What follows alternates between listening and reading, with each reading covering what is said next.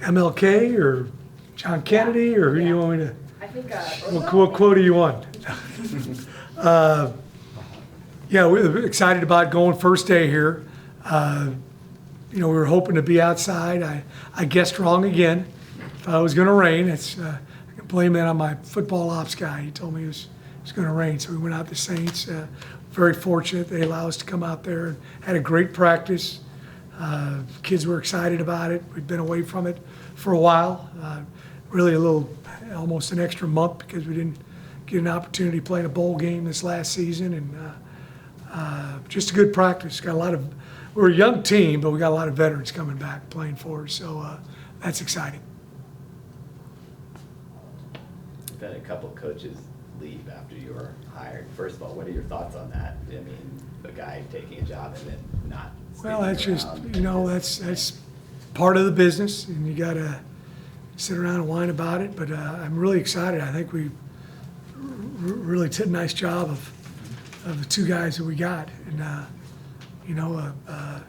and neither one of them were available when I was interviewing guys, so it was good to get them both. So hopefully this will be the end of it, and we'll just move on from here. The OL coach has a really good track record. Yeah. And so that's official. He obviously. Yes, good. yes. Iman's here. He's he played over at McNeese. He coached. He's the offensive coordinator up at ULM when they were putting a bunch of points on the board. He's been over at Georgia State the last couple of years. I've known him a while. His father-in-law is I don't want to sound wrong, but he's the J.T. Curtis of Texas. Guy's Gary Joseph. He's won a ton of games and won 600, but he's won a bunch of ball games, and I don't know how many state championships he's won over there at KDI. So he comes from a great football family. Was a All-American player at McNeese, and then our other coach Tavion Robertson with the defensive line.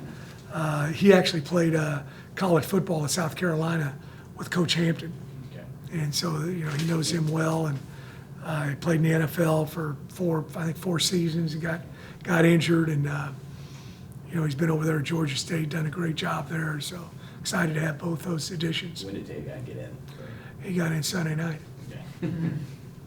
You mentioned the defense coach. What kind of leap are you looking to see from that group this year? We want to continue to keep doing what we did the last 5 ball games. We played really well last 5 ball games of the year.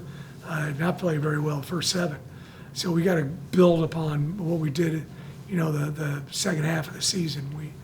And we showed that to the guys. We showed where our season stats were defensively and where our last 5 games would have ranked us. We'd have been one of the top 10 defenses in the country last 5 games. Now, when you can't do that, though, you got to count the whole thing. So we got to do a good job building on what we did at the end of the season. New offensive coordinator too. What are your takeaways from his interactions with the team and his vision for the offense? I'm really excited. I've known Jim forever. I was head coach at Central Missouri for 13 years, and then Jim Svoboda actually came in and took my place, and he's been there I think 11 or 12 years. He was the offensive coordinator and Broyles Award finalist at UCLA. He's at Montana State calling plays for a couple of years. I went against him when I was at Central Missouri when he was at Northwest Missouri State, which is a Division II powerhouse. Really exciting offense. I'm just a little more familiar with him maybe than some other people. Our wide receiver coach, John McMiniman, actually played for Jim, was a quarterback when I was coaching at Central Missouri, and he was at Northwest Missouri, John. And then John came to Central Missouri and was there for, I think, 5 years, and was the head coach at Wayne State, Nebraska last year, and did a great job. So we've got some guys who really understand what Jim's wanting to accomplish offensively that are here on staff with us. And Michael kind of talked about simplifying, I guess, some of the terminology, the playbook a little bit. How much of a difference do you think that can make as opposed to last year? The big part of it is just having a plan and making something that's complex simple. I think Jim does a great job of that. Sometimes, you gotta put that game plan together early and understand what you're doing during the spring, getting your base stuff in there. And he's done a super job over the last month of installing things with our offense. You know, the NCAA allows us to have some practice sessions without a football, now. You used to not be able to do that. So you get a couple hours a week where you can do those things. So our guys have a pretty good idea about what we're doing leading into practice one.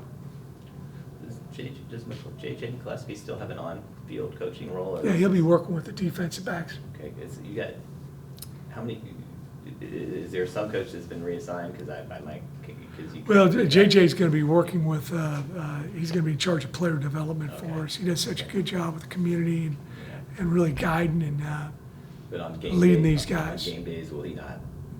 No, you can have him there, but he just can't.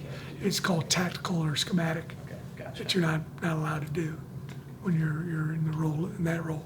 You also have a new running backs coach. Yeah, Derek Sherman. He's been Derek, here before. yeah, he was with me for a couple of years here, and then he was at Sanford as the offensive coordinator, put up big numbers there, and then he was also at Georgia Southern, and then, when we were Georgia Southern, he actually went up and coached at my alma mater for a year, Pittsburgh State, and I helped him get that job. So I wouldn't send anybody up there that I didn't think was real good. So he's going to do a great job with the backs.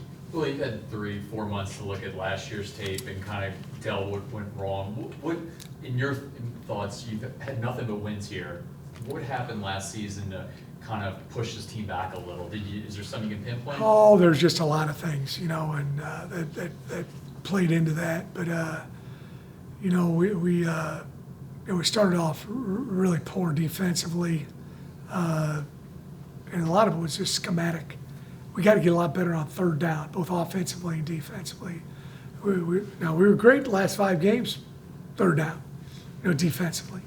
I thought offensively our guys struggled with what we were doing at times. You want to make sure that the defense doesn't have a beat on what you're doing, but you've got to determine what that game plan is early in the week so that your guys feel confident about it when they go out and execute it on Saturday. And we had some struggles with that at times.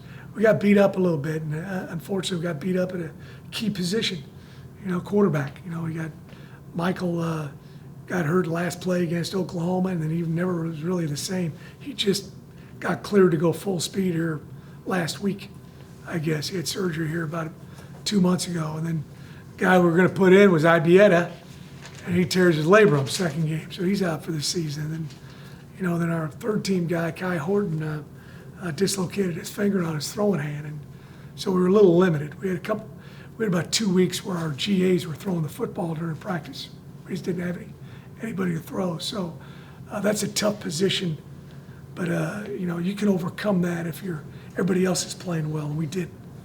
So we looked at it, and our kids are excited about the opportunity to redeem ourselves and get back on the right track. Is Ibieta back for spring? Or He's back. He's about 75-80% throwing it right now. He'll probably be full about June 1, but he's pretty close right now. Well, what's your philosophy on taking transfers from the New Orleans area? Because a lot of these kids you recruited, specifically maybe like a Keys or a Shot, you recruit them the first time around, and then they're looking for a second home once again. How does that go in your mindset when you recruit these kids the first time, you miss them, you give them the back time around? Well, you establish a relationship with them, number one, which is good. So they know you, trust you. And then sometimes the guys, think the grass is greener, and really it's just green. And we try to get them back. And they're all excited about coming back. And I think they missed being at home. I try to tell these guys now, you got to understand, Tajay Spears, when he was getting recruited by a bunch of people, he went on an official visit to a school, and I said, now this is the only time they can pay for the trip. Otherwise, your parents, if they're going to watch you play, they don't ever miss a game. They got to fly to this town. They got to rent a car. They got to, leave their car here at the airport for a few days. They got to go get a hotel room. They got to buy all their meals. They got to be there for 2 nights. And pretty soon you're talking about $1,500, $2,000 almost a weekend if 2 or 3 people are going. And they understood that. They were like, it's nice and easy to just drive over here and watch Tajay play.